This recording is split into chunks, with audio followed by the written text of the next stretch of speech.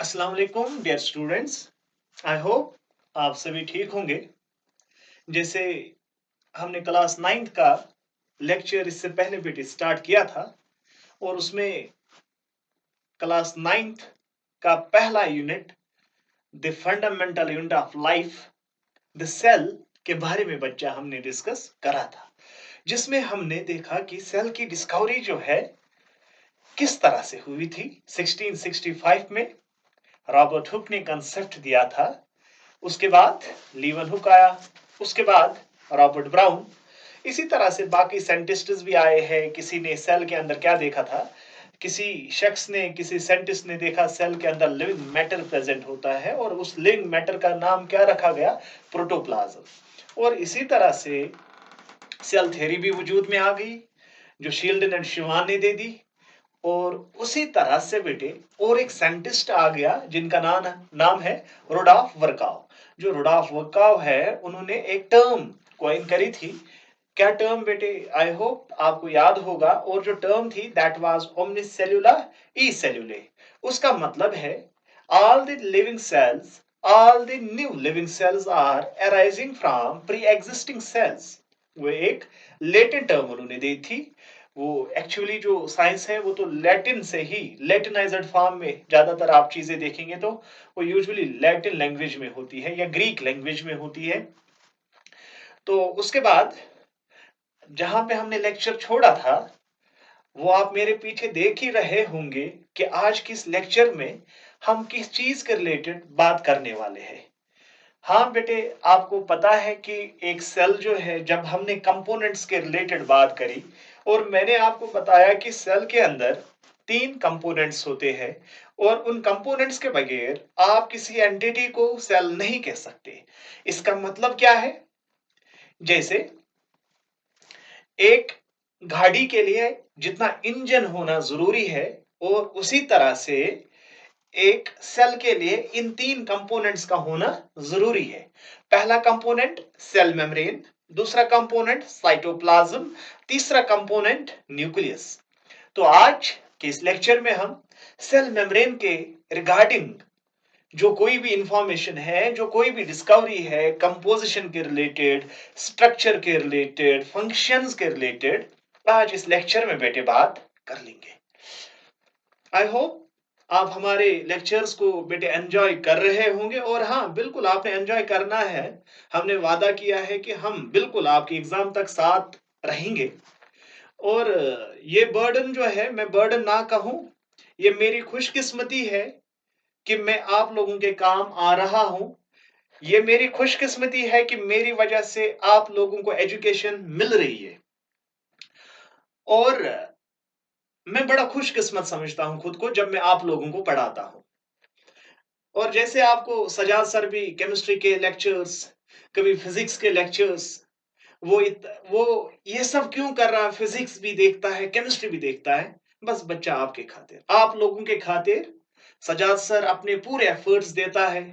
मैं अपनी पूरी कोशिश करूंगा, क्लास 9th हो, क्लास 10th हो, 11th हो, 12th हो, मैं आपकी बायोलॉजी जो है वो कंप्लीट करके दूंगा। इसी तरह से सजाद सर जो है वो आपको 9th 10th में फिजिक्स केमिस्ट्री पढ़ाएगा।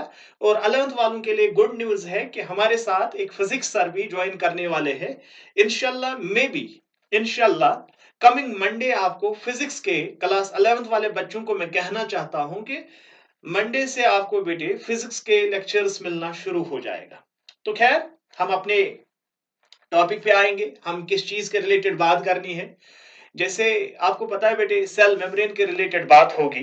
जो सेल मेम्ब्रेन है, पहले इसका केमिकल कंपोजिशन देखेंगे, इसका स्ट्रक्चर देखेंगे और बाद में इसकी फंक्शंस को भी डिस्कस करेंगे। और जब भी बेटे, आप तो बायोलॉजी स्टूडेंट है, आप तो हमारे लेक्चर्स पढ़ रहे हैं, और बाकी के जितने भी हमारे कश्मीर के बच्चे हैं, जब वो बायोलॉजी में कोई भी चीज को पढ़ना चाहेंगे, सबसे जरूरी चीज बेटे, आपने 3 चीजों को पढ़ना है। सबसे पहले आप स्ट्रक्चर पढ़ा करो, आप कंपोजिशन पढ़ा करो, आप फंक्शन पढ़ा करो, लेकिन सबसे जरूरी चीज है स्ट्रक्चर। अगर आपको सेल के रिलेटेड कोई भी चीज पढ़ना है, सबसे जरूरी चीज है पहले आप स्ट्रक्चर को ध्यान से स्टडी किया करो। जब आपको बेटे स्टडी स्ट्रक्चर जो है ध्यान से स्टडी करने के बाद वो समझ आएगा, बाद में आप कोई भी चीज इलाबोरेट करके लिख सकते हैं। इसीलिए सबसे जरूरी चीज है, जो प्राइमरी चीज है आप लोगों के लिए, दैट इज स्ट्रक्चर। तो आज इसी सेल मेम्ब्रेन के स्ट्रक्चर के रिलेटेड हम बात करेंगे। जैसे आपको पता है सेल मेम्ब्रेन जो है वो दिखने में ऐसा होता है, लेकिन आपको ऐसे समझ नहीं आएगा, मैं समझाने की बेटे कोशिश करूंगा। हमारे पास जो एक सेल होती है, जो एक बेटे सेल होती है, अगर मैं रफली यहां पे बताऊं, हमारे पास बेटे ये एक सेल है। अगर हमारे पास एक सेल है, जो इस सेल की आउटर बाउंड्रीज होती है, जो ये बाहर वाली कवरिंग होती है, अभी हम एनिमल सेल की बात करेंगे, क्योंकि मैं कहूंगा प्लांट सेल तो फिर उसको बाहर से सेल वॉल भी होता है, लेकिन यहां सेल वॉल नहीं होगा तो आपको कंफ्यूजन हो जाएगा। फिलहाल आप कंसीडर करो एनिमल सेल है, इसकी आउटर कवरिंग जो होती है वो सेल मेम्ब्रेन ही होता है।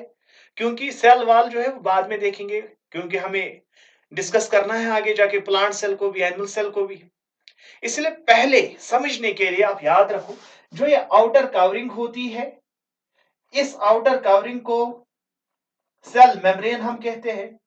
इस आउटर कवरिंग को बेटे क्या कहेंगे? Cell membrane. देखो भाई, सिंपल सी बात है, हमारे पास जो ये आउटर कवरिंग है हमें एक लाइन जैसी लगती है ना, लेकिन जो ये लाइन जैसा है, जो ये लीनियर सर्कल लाइक स्ट्रक्चर है, जब हम इसको माइक्रोस्कोप के अंदर देखते हैं ना, तो ये स्ट्रक्चर कुछ और हमें दिखता है ना। ये तो ऐसा दिखेगा नहीं। ये समझाने के लिए मैं आपको बोलता हूं, ये हमारे पास सेल है और इसकी जो ये सराउंडिंग है, इस सराउंडिंग मेम्ब्रेन को हम सेल मेम्ब्रेन कहते हैं। और इसी सेल मेम्ब्रेन को कुछ साइंटिस्ट लोगों ने पढ़ा है। उन्होंने चाहा कि हम सेल मेम्ब्रेन का स्ट्रक्चर बेटे डिफाइन करेंगे, सेल मेम्ब्रेन का जो कंपोजिशन है उसको हम डिस्कस करेंगे। अब जो हमारे पास सेल मेम्ब्रेन का स्ट्रक्चर जो है या जो कंपोजिशन है, इसको डिफाइन करने के लिए बहुत सारे मॉडल्स आए हैं। मैं बाद में आपको आराम से समझा दूंगा, बेटे टेंशन लेने की कोई जरूरत नहीं है। आप बड़े मस्त मूड में रहो और मैं समझाने की पूरी कोशिश करूंगा। सेल मेम्ब्रेन जो है, जो ये सेल की आउटर कवरिंग है, इसको एक्सप्लेन करने के लिए कुछ साइंटिस्ट्स आए हैं, जिनमें एक मॉडल जो है हमारे पास, उसका नाम है बेटे लेमिलर मॉडल। Lamellar model. हमारे पास और एक मॉडल है जिसको हम रॉबर्टसन्स मॉडल कहते हैं। और हमारे पास और एक मॉडल है जिसको यूनिवर्सली ग्लोबली एक्सेप्ट किया गया, that is Singer and Nicolson's model. Singer and Nicolson. देखो बेटे, ये सिंगर एंड निकोलसन क्या है? ये दो साइंटिस्ट थे, या इनके मॉडल का नाम है fluid mosaic model. Fluid mosaic model एक ऐसा मॉडल जो सिंगर एंड निकोलसन ने दिया है। हमें ये दो मॉडल पढ़ने की जरूरत नहीं है, क्लास 11th होता तो पढ़ा लेता, लेकिन क्लास 9th है। आप पहले सिंगर एंड निकोलसन मॉडल समझो। सिंगर एंड निकोलसन मॉडल जो है, ये ऐसे साइंटिस्ट लोग थे जिन्होंने बेटे इस मॉडल को प्रपोज किया है। मॉडल प्रपोज करने का मतलब क्या है? इन्होंने कोई सेल उठा ली, अंडर माइक्रोस्कोप देखा, लेकिन इस सेल मेम्ब्रेन को देखने के लिए हमें एक आम सा माइक्रोस्कोप नहीं चाहिए, बल्कि हमें एक इलेक्ट्रॉन माइक्रोस्कोप चाहिए, ताकि हम इस सेल मेम्ब्रेन का स्ट्रक्चर ध्यान से ऑब्जर्व कर सके। कौन सा माइक्रोस्कोप चाहे बेटे? Electron microscope. ये तो सिंपल सी बात है, सेल जब हमें नजर ही नहीं आती है तो इसका मेम्ब्रेन काहे को नजर आएगा? उस मेम्ब्रेन को देखने के लिए इलेक्ट्रॉन माइक्रोस्कोप की जरूरत है बेटे। और ये जो साइंटिस्ट है सिंगर एंड निकोलसन, इन्होंने क्या किया है? इन्होंने इलेक्ट्रॉन माइक्रोस्कोप लाया। ये 19 लगभग 1972 की लगभग की बात है जब इन्होंने इस चीज को डिस्कवर किया है। मोस्ट प्रोबेबली 1972 है जब इन्होंने इस चीज को डिस्कवर करना शुरू किया है, सेल मेम्ब्रेन के स्ट्रक्चर को एक्सप्लेन करना चाहा। तो इन्होंने देखा जो ये सेल मेम्ब्रेन होता है, ये डबल लेयर्ड होता है। मतलब डबल लेयर्ड क्या होता है वो मैं अभी समझाऊंगा आपको। इन्होंने इसका कंपोजिशन देखा, इन्होंने हमें इसका कंपोजिशन बताया, इन्होंने हमें इसका स्ट्रक्चर बताया, इन्होंने एक्सप्लेन किया इसके फंक्शंस। किन्होंने बेटे? याद रखोगे आप, जो सिंगर एंड निकोलसन है, याद रखोगे, अगर आपके एग्जाम में मतलब क्लास 9th के लिए या क्लास 11 के लिए ये एक इंपॉर्टेंट कंसेप्ट है। कौन सा? Singer and Nicolson's model. Singer and Nicolson's model जो है,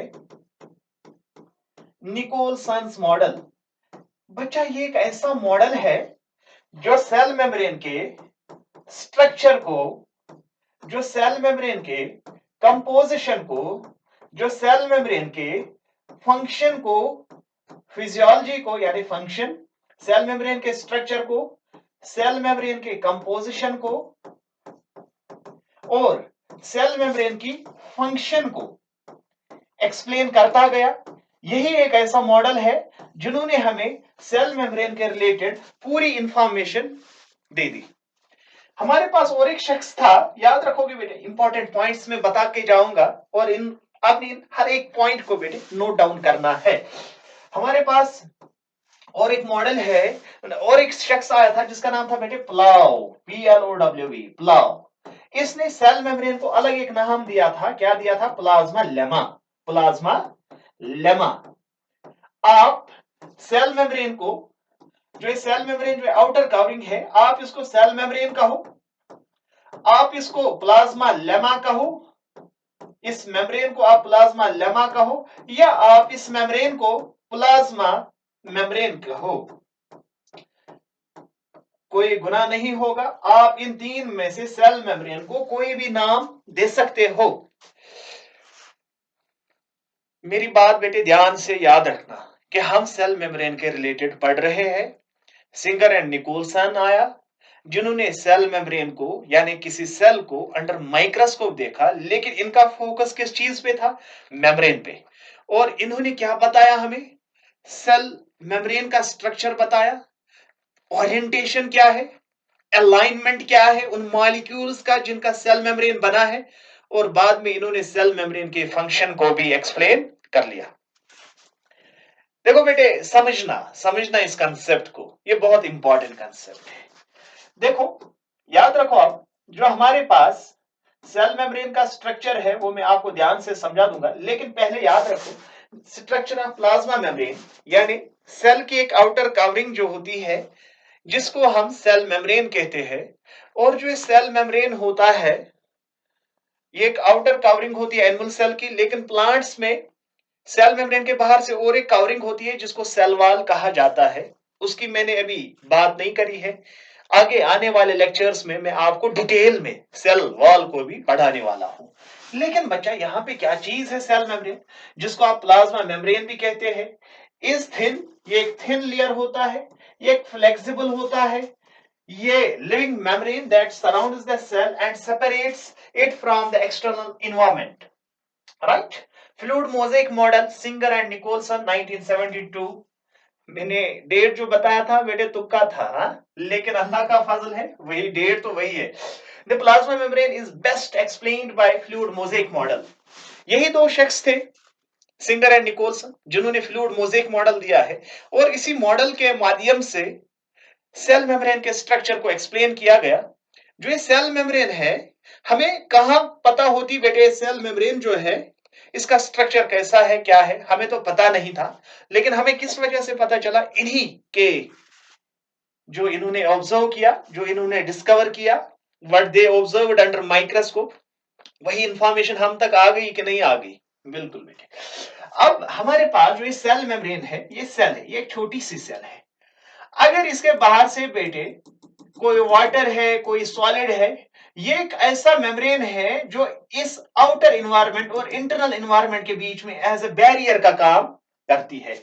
देखो, सेल मेम्ब्रेन चाहेगा तो कोई चीज अंदर आ सकता है और सेल मेम्ब्रेन चाहेगा तो कोई चीज बाहर जा सकता है। ये तो किसके ऊपर डिपेंड करता है बेटे? ये मेम्ब्रेन के परमेबिलिटी के ऊपर डिपेंड करता है। मेम्ब्रेन के पास एक ऐसी प्रॉपर्टी अल्लाह ने रखी है कि ये किसी चीज को आने भी देती है और किसी चीज को जाने भी देती है, और अगर चाहेगी ये किसी चीज को ना आने देगी ना जाने देगी। हमारे पास होते हैं ना इम्परमेबल मेम्ब्रेन, जो किसी चीज को एलो। लेकिन साथ में ये चीज याद रखना, अगर मेरे पास एक सेल है जो इसके आउटर मेम्ब्रेन होती है ना ये सॉलिड है। ये इन्होंने बताया, मैं नहीं बता रहा हूं, ये किताबों में मेंशन करके है। ना ये मेम्ब्रेन सॉलिड है, ना ये लिक्विड है, ना ये गैसियस स्टेट में है। आपने स्लाइम देखा होगा, स्लाइम लेयर, एक स्लाइम लेयर जैसा होता है, ये झिल्ली जैसा होता है। अगर ये बेटे एक सॉलिड होता तो हमारा स्किन जो है ये इतना सॉफ्ट नहीं होता। आपको आई मेरी बात समझ? हमारा स्किन जो है ये इतना सॉफ्ट इसलिए है क्योंकि जो सेल मेम्ब्रेन है ये जेली लाइक होता है। ये सेमी काइंड ऑफ, ये मान के चले ये एक विस्कस लेयर जैसा होता है। जैसे हमारे पास एक ग्लिसरीन, मान ले ग्लिसरीन जो है वो एक विस्कस लिक्विड होता है, थोड़ा सा मोटा लिक्विड होता है। उसमें थोड़ा सा मतलब और विस्कोसिटी अगर और बढ़ाएंगे, मतलब ग्लिसरीन काइंड ऑफ ये वही एक स्लाइम लेयर जैसा होता है। और इसके बीच में ही एक्सचेंज ऑफ मटेरियल होगा क्योंकि सेल को जरूरत है ना किसी चीज की। फॉर एग्जांपल, एक सेल को बेटे जिंदा रहना है, जिंदा रहने के लिए इसको फूड चाहिए यानी ग्लूकोज चाहिए।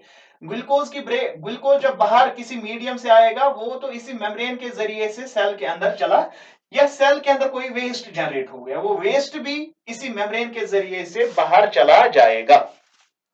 तो इसलिए हम कहते हैं कि सेल मेम्ब्रेन का होना बहुत ही जरूरी है, इट इज इंपॉर्टेंट। और जो सेल मेम्ब्रेन का स्ट्रक्चर है, वंस अगेन मैं आपको बोलना चाहता हूं, सिंगर एंड निकोलसन का मॉडल हम पढ़ रहे हैं। इन्होंने, अब मैंने आपको बता दिया कि सेल मेम्ब्रेन एक आउटर कवरिंग होती है। सिंगर निकोलसन ने बताया कि एक फ्लेक्सिबल लेयर होती है, थिन लेयर होती है, एक विस्कस लेयर होता है, जिसके बीच में पार्टिकल्स जो है उनको एलो किया कराया जाता है, उनको बाहर निकाला जाता है। ये जो सारा काम है, ये जो सारा मैकेनिज्म है, ये तो सेल मेम्ब्रेन के बीच में ही होता है। अब बेटे जो ये सेल मेम्ब्रेन है ये किस चीज का बना है बताना चाहता हूं। As per singer and Nicolson, इन्होंने कहा इन्होंने कहा जो ये सेल मेम्ब्रेन है ये बना होता है कुछ चीजों का।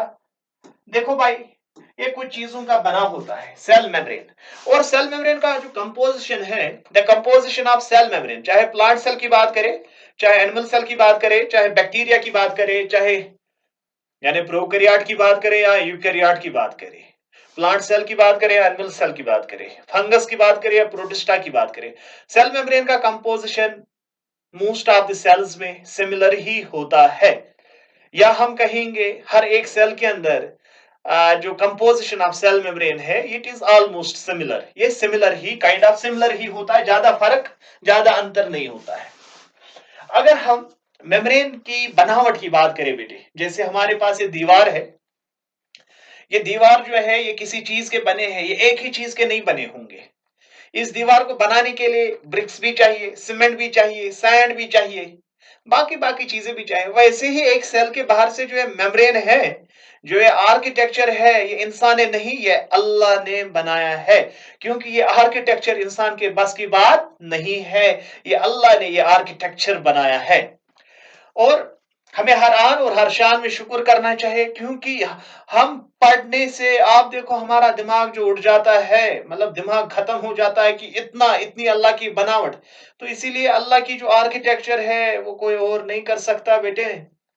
अल्लाह की आर्किटेक्चर जो है दैट इज सुपीरियर, वो हर एक चीज से आला है। खैर, अल्लाह ने जो ये सेल का मेम्ब्रेन बनाया है, आप चाहे कोई भी सेल कंसिडर करो, चाहे आरबीसी ले लो, डब्ल्यूबीसी ले लो, कोई और सेल ले लो, प्लांट सेल ले लो, फंगस की सेल ले लो, हर एक में सेल मेम्ब्रेन का प्रेजेंट होना जरूरी है। क्योंकि बेटे ये सेल ऑर्गेनल नहीं है, it is the component of the cell, it is the building block of the cell. इसके बगैर बेटे काय को सेल सरवाइव करेगी? इसके बगैर, सेल मेम्ब्रेन के बगैर आप कहां बोलेंगे ये सेल है? सेल मेम्ब्रेन का होना बड़ा कंपलसरी है बच्चा। तो कंपोजिशन की बात करें, कंपोजिशन में क्या क्या है? सबसे पहली चीज, ये जो है ये बाइलेयर का बना होता है। बाइलेयर का मतलब क्या है? अगर ये सेल है, मतलब ऐसे ही लगता है हमें ये एक ही लेयर होता है, लेकिन जब इस हिस्से को हम जूम आउट करेंगे, जूम आउट करने के बाद मुझे कुछ इस तरह के स्ट्रक्चर नजर आने, जब मैं सेल इस हिस्से को जूम कर लिया तो मुझे ऐसा स्ट्रक्चर बेटे नजर आने लगा, मुझे इस तरह का स्ट्रक्चर नजर आने लगा। ये तो एक ही लेयर हो गया, लेकिन नहीं बेटे, हमारे पास यहां से दूसरा लेयर भी होता है, दूसरा। इसीलिए इन लोगों ने कह दिया जो ये सेल मेम्ब्रेन है ये बाइलेयर होता है, मतलब ये इस तरह का स्ट्रक्चर होता है। मतलब अगर किसी, ये मान के चलो ऐसा मेम्ब्रेन है, इस वाले हिस्से को जूम कर लिया हमने, तो ऐसा स्ट्रक्चर बेटे सेल मेम्ब्रेन का होता है।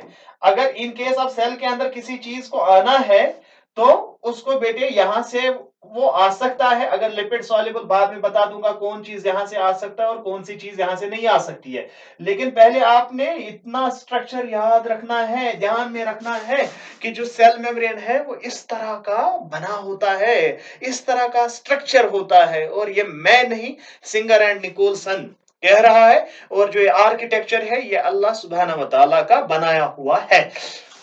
खैर याद रखोगे आप, हमारे पास फास्फोलिपिड बाइलेयर, ये एक लेयर हो गया, ये दूसरा लेयर हो गया। अब एक ही सिंगल लेयर है या बाइलेयर है, याद रखोगे पहली चीज, जब हम बेटे composition, when we are talking about of composition of cell membrane, तो आपने याद रखना है कि इसमें दो मेम्ब्रेन्स होती है। बाइलेयर होता है तो किस चीज का बना है, made up of phospholipid molecule. जो ये मॉलिक्यूल हमने बनाया है, इस वाले मॉलिक्यूल को हम फॉस्फोलिपिड कहते हैं, इस वाले मॉलिक्यूल को हम फॉस्फोलिपिड मॉलिक्यूल कहते हैं। तो ये भी फॉस्फोलिपिड है, ये भी फॉस्फोलिपिड है, ये भी फॉस्फोलिपिड है, ये भी। तो हम कह सकते हैं जो हमारा सेल मेम्ब्रेन है ये फॉस्फोलिपिड बाइलेयर का बना है। पहली चीज क्या बताएंगे भाई आप, देखो मेरे बच्चों, सुनो सुनो सुनो, मैं ध्यान से समझाने की कोशिश करूंगा। बिल्कुल, मैंने कहा है कि हम आपका सिलेबस कंप्लीट करेंगे।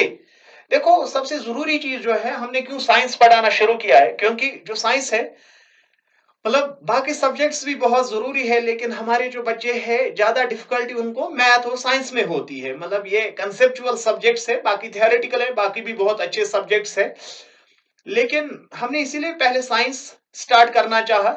यहाँ पे आपको बेटे काइंड ऑफ फ्री एजुकेशन मिलेगी। हम कभी भी आपको नहीं बोलेंगे कि यूट्यूब पे आ जाओ, हम कोई बैच स्टार्ट कर, नहीं, ऐसा कुछ नहीं होगा। जब तक सांसें हैं तब तक हम आपको फ्री पढ़ाते रहेंगे। आपको कोचिंग सेंटर्स में 1 लाख 2 लाख फी भरने की आप कोई जरूरत नहीं है। हम यहाँ पे है, हम बिल्कुल आपका सिलेबस कंप्लीट करेंगे, और उस तरह से कंप्लीट करेंगे जिस तरह से कोई आपका सिलेबस कंप्लीट नहीं करके देगा। ठीक है, अब हमारे पास जो ये फास्फोलिपिड बाइलेयर है, अब जब आपने देखा ऊपर से भी मॉलिक्यूल देखा, यहां से भी मॉलिक्यूल इस तरह से देखे, है ना, ये एक लेयर हो गए, ये दूसरा लेयर, लेकिन ये दोनों चीजें फास्फोरस के और लिपिड्स के बने हैं। जो ये हेड मॉलिक्यूल होता है ये यूजुअली फास्फोरस होता है, फास्फोरस कंटेनिंग हेड होता है, और ये जो टेल होती है ये लिपिड की बनी होती है। इसीलिए कोई चीज अगर फास्फोरस और लिपिड का बना होगा उसको हम फास्फोलिपिड कहते हैं। जरूरी नहीं है ये लिपिड हो, फास्फोरस हो, ये नाइट्रोजन, अगर नाइट्रोजन और फास्फोरस होगा, या नाइट्रोजन नाइट्रोलिपिड, है ना, या कोई और मॉलिक्यूल, फास्फोलिपिड है, कोई और मॉलिक्यूल हो सकता है, लेकिन हमारे सेल मेम्ब्रेन में फास्फोलिपिड ही होता है, यानी फास्फोरस भी होता है और लिपिड की 2 चेन्स भी होती है। लेकिन एक ही लेयर नहीं बल्कि 2 लेयर्स होते हैं। अब सुनिए, each phospholipid has hydrophilic head, water loving and hydrophobic tail, water repelling। देखिए देखिए देखिए देखिए, यहां पे मैं समझाना चाहता हूं आपको अब स्ट्रक्चर से, अब आपको यहां पे नजर आएगा।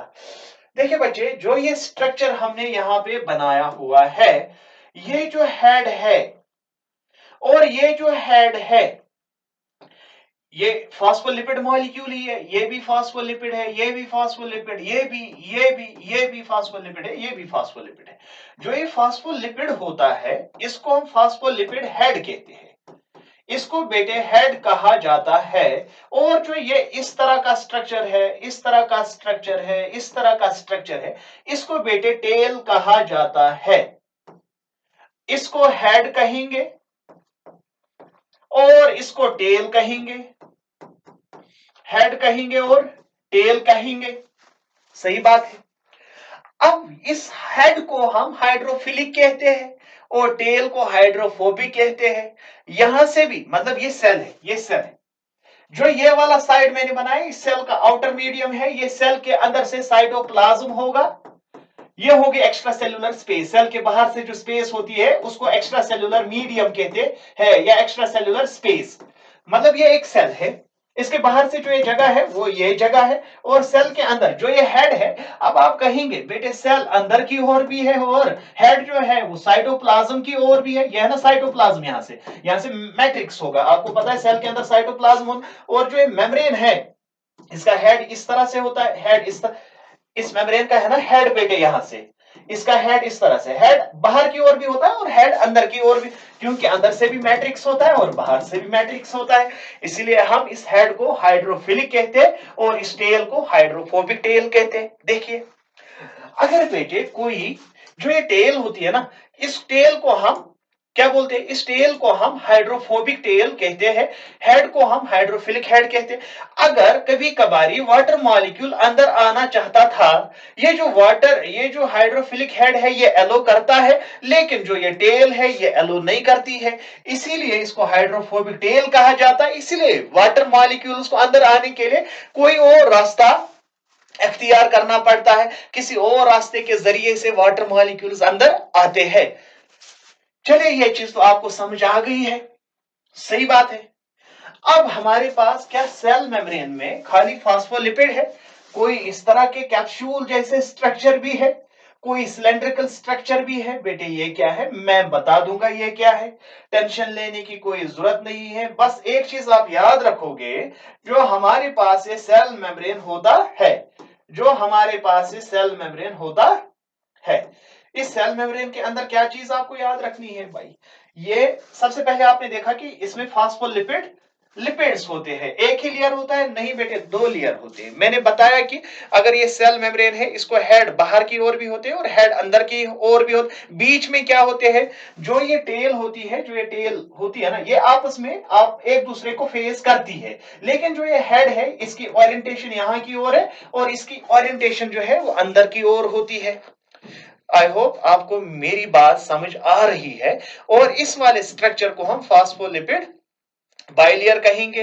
हेड जो है, हेड बाहर की ओर भी होता है और हेड जो है साइटोप्लाज्म की ओर भी होता है, क्योंकि साइटोप्लाज्म में भी वाटर होता है और बाहर मीडियम में भी वाटर होता है, इसलिए हेड को hydrophobic, head is hydrophilic while tail जो है वो हाइड्रोफोबिक होती है। हाँ, टेल जो है वो हाइड्रोफोबिक है। और कितने लेयर्स है बेटे, दो लेयर्स होते हैं, एक का हेड बाहर की ओर होता है, एक फास्फोलिपिड लेयर का हेड बाहर की ओर होता है, एक का हेड अंदर की ओर होता है। इसके बाद क्या इतना ही सेल मेम्ब्रेन में है? जैसे मैंने अभी आपको मकान के रिलेटेड बोला, दीवार के रिलेटेड बोला कि वहां पे बहुत सारी चीजें होती है, इसी तरह से अल्लाह ने इस सेल मेम्ब्रेन के अंदर भी बहुत सारी चीजों को, बहुत सारे बायोमॉलिक्यूल्स को रखा था। अब हमारे पास प्रोटीन्स है। अब इस सेल मेम्ब्रेन के अंदर बेटे प्रोटीन्स भी प्रेजेंट होते हैं। जो ये प्रोटीन्स है, they are arranged like a mosaic in the lipid layer. इसके लिए अलग एक टर्म है, उसको हम कहते हैं proteins are the icebergs in the sea of lipids. Proteins को कहा गया icebergs in the sea of lipids, यानी हमारे पास जो एक सेल है उसमें यूजुअली 70-30 का रेशो होता है। 70% लिपिड होता है और 30% प्रोटीन होता है। अब सारी सेल्स में बेटे ऐसा नहीं है। इन्होंने जब आरबीसी देखी थी, जो ये हमारे पास कौन शख्स है, जो हमारे पास सिंगर एंड निकोलसन है, इन्होंने जब आरबीसी को देखा था वहां प्रोटीन कंटेंट ज्यादा मिला था, 60-40 मिला था वहां पे। लेकिन यहाँ पे क्या चीज इनको मिला है, जो बाकी सेल्स है आरबीसी के बगैर, अगर हम नॉर्मल बात करें लिपिड्स कितने हैं और प्रोटीन्स कितने हैं, लिपिड्स यूजुअली 70-30 रेशियो होता है, 70% लिपिड्स और 30% प्रोटीन होता है। और इसीलिए एक टर्म बताई गई है, प्रोटीन्स आर दी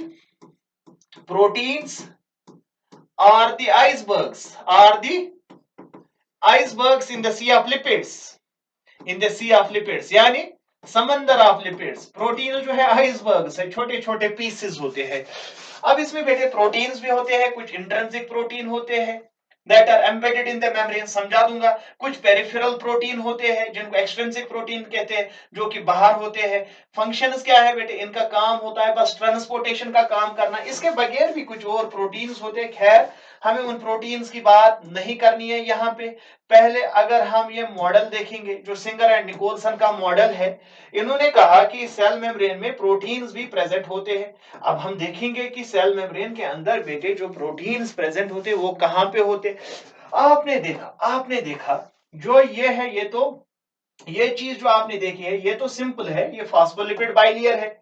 अब अगर बेटे इस चीज की बात करेंगे, ये क्या चीज है, यही तो प्रोटीन है, यही तो प्रोटीन है, यही तो प्रोटीन है, और ये क्या है, ये भी तो प्रोटीन है। अगर कोई ऐसा प्रोटीन आपको मिला बेटे जो इस मेम्ब्रेन के बीच में प्रेजेंट होता है, उस वाले प्रोटीन को इंट्रिंसिक प्रोटीन कहते हैं, उस वाले प्रोटीन को इंट्रिंसिक प्रोटीन कहेंगे। अब अगर आपने कोई प्रोटीन इस तरह से बाहर देख लिया मेम्ब्रेन के बाहर, इस वाले प्रोटीन को एक्सट्रिंसिक प्रोटीन कहते हैं, या इस वाले प्रोटीन को पेरिफेरल प्रोटीन कहते हैं। और ये प्रोटीन्स क्यों प्रेजेंट होते हैं, देखो भाई ये क्यों प्रेजेंट होते हैं, याद रखो। अगर कोई चीज इस मेम्ब्रेन के बीच में अंदर नहीं आ सकता है तो वो इसी प्रोटीन के बीच में अंदर आएगा, और इन प्रोटीन्स को हम तब टनल या चैनल प्रोटीन्स कहते हैं, जो एज अ टनल का काम करेगा। देखो ये जो मेम्ब्रेन है ये यूजुअली लिपिड का बना है, और ये लिपिड सॉल्युबल चीजों को एलो करता है, मतलब ये जिनको पहचानता है उन्हीं को एलो करेगा। लेकिन जो लिपिड इनसॉल्युबल होता है उसको भी तो सेल के अंदर आने की जरूरत है, और वो सारी चीजें बेटे इस प्रोटीन के बीच में से आता है। और इसीलिए इस प्रोटीन के जो लिपिड, अगर ये लिपिड बाइलियर है और इसी लिपिड बाइलियर के बीच में कहीं पे प्रोटीन प्रेजेंट होता है, बिल्कुल बीच में प्रेजेंट होता है, उसको इंटीग्रल प्रोटीन कहा जाता है। चाहे मेम्ब्रेन के बाहर से है, चाहे यहां से कोई प्रोटीन प्रेजेंट है, या कोई प्रोटीन यहां से भी है, उसको हम बेटे क्या कहेंगे, उस वाले प्रोटीन को हम एक्सट्रिंसिक प्रोटीन कहते हैं। और ये एक्सट्रिंसिक प्रोटीन भी जो है ये ट्रांसपोर्टेशन में मदद करता है, इट हेल्प्स इन ट्रांसपोर्टेशन। बाद में ट्रांसपोर्टेशन की हम बात कर लेंगे, किस तरह से सेल्स के बीच में डिफरेंट चीजों का ट्रांसपोर्टेशन होता है। क्या भाई इतना ही है, नहीं इतना ही नहीं है, हम सिंगर एंड निकोलसन की बात कर रहे हैं ना। इन्होंने बताया जो सेल मेम्ब्रेन होता है, दे आस्क्ड या दे ऑब्जर्वर्ड, जो सेल मेम्ब्रेन होता है बच्चा, इसमें तीन चीजें होते हैं। पहला चीज फास्फोलिपिड होता है, फास्फोलिपिड होता है। दूसरी क्या चीज है, प्रोटीन्स होते हैं। और क्या है बच्चा, और एक चीज है जिसको हम कार्बोहाइड्रेट्स कहते हैं, और एक चीज है जिस चीज को हम कार्बोहाइड्रेट कहते हैं। तो अब अगर हम कार्बोहाइड्रेट की बात करें, present on the cell surface only attached to protein lipids. अगर कार्बोहाइड्रेट प्रोटीन के साथ अटैच्ड है उसको हम ग्लाइकोप्रोटीन कहेंगे, और अगर लिपिड्स के साथ अटैच्ड है तो उसको ग्लाइकोलिपिड कहेंगे। Help in cell recognition and communication. याद रखोगे हमारे पास जो ये सेल मेम्ब्रेन होता है, ये सेल मेम्ब्रेन है, ये सेल मेम्ब्रेन का स्ट्रक्चर है। सिंगर निकोलसन का मॉडल यही तो है, उन्होंने ही बताया कि सेल का इस तरह का, सेल मेम्ब्रेन का जो स्ट्रक्चर है वो इस तरह से होता है। अब यहाँ पे आपको कहीं मिलेगा नहीं कि इसमें प्रोटीन्स भी होते हैं, जो कार्बोहाइड्रेट्स भी होते हैं। हाँ कार्बोहाइड्रेट्स होते हैं, ओलिगोसैकेराइड्स उनको कहते हैं। कार्बोहाइड्रेट्स की एक फैमिली होती है जिनका नाम है ओलिगोसैकेराइड, और ओलिगोसैकेराइड जो है वो भी सेल मेम्ब्रेन के कहीं कहीं जगह पे प्रेजेंट होता है, जो किसी चीज को रिकॉग्नाइज करने में हेल्प करता है। अगर सेल के अंदर किसी चीज को आना है, जो ये ग्लाइकोलिपिड होता है और ग्लाइकोप्रोटीन जो होता है, वो किसी चीज को सेल के अंदर आने में पहले रिकॉग्नाइज करेगा या कम्युनिकेट करने में मदद करता है। यह हमारे पास प्रोटीन है। अगर इस प्रोटीन के साथ यहाँ पे कोई कार्बोहाइड्रेट की चेन बनी हुई है, इसके साथ अटैच्ड है, इसके साथ बाइंड है, इस वाले कार्बोहाइड्रेट को और प्रोटीन को फिर हम ग्लाइकोप्रोटीन कहेंगे। क्या बोलेंगे बेटे इसको, ग्लाइकोप्रोटीन। जब कार्बोहाइड्रेट्स और प्रोटीन्स आपस में बाइंड होते हैं। और अब अगर हमारे इन लिपिड्स के साथ कोई कार्बोहाइड्रेट की चेन होती है, और उस वाले चेन को हम ग्लाइकोलिपिड कहते हैं, उस चेन को हम ग्लाइकोलिपिड कहेंगे, और उस चेन को हम, जहां प्रोटीन्स के साथ कार्बोहाइड्रेट्स बाइंड होते हैं, उस वाले स्ट्रक्चर को हम ग्लाइकोप्रोटीन कहेंगे और लिपिड्स के साथ ग्लाइकोलिपिड कहेंगे। यूजुअली आप बोलेंगे कार्बोहाइड्रेट्स तो होते हैं ऑलिगोसैकेराइड, उनको यूजुअली ऑलिगोसैकेराइड्स कहते हैं, लेकिन वो ऐसे खुले नहीं होते, या तो लिपिड के साथ प्रेजेंट होंगे या तो प्रोटीन्स के साथ बाइंड होंगे। तो this is all about the composition of cell membrane. तो और आपने स्ट्रक्चर भी देखा है किस तरह से फॉस्फोलिपिड बाइलेयर का बना है, और इसमें किस तरह से जो फॉस्फोलिपिड के मॉलिक्यूल्स है वो किस तरह से अरेंज्ड होते हैं। हाइड्रोफिलिक हेड होता है, हाइड्रोफोबिक टेल होती है, इंटीग्रल प्रोटीन्स होते हैं, पेरिफेरल प्रोटीन्स होते हैं। इसी तरह से आपने कार्बोहाइड्रेट्स भी देखे। कार्बोहाइड्रेट्स जो है वो यूजुअली दो फॉर्म में होता है, या तो प्रोटीन के साथ बाइंड होगा या तो बेटे लिपिड के साथ बाइंड होगा। तो अब रही है बात फंक्शंस की, वो कल वाले लेक्चर में हम डिस्कस करेंगे। टिल देन अल्लाह हाफिज, stay blessed all. Thank you so much for your support. Thank you so much. May Allah bless you.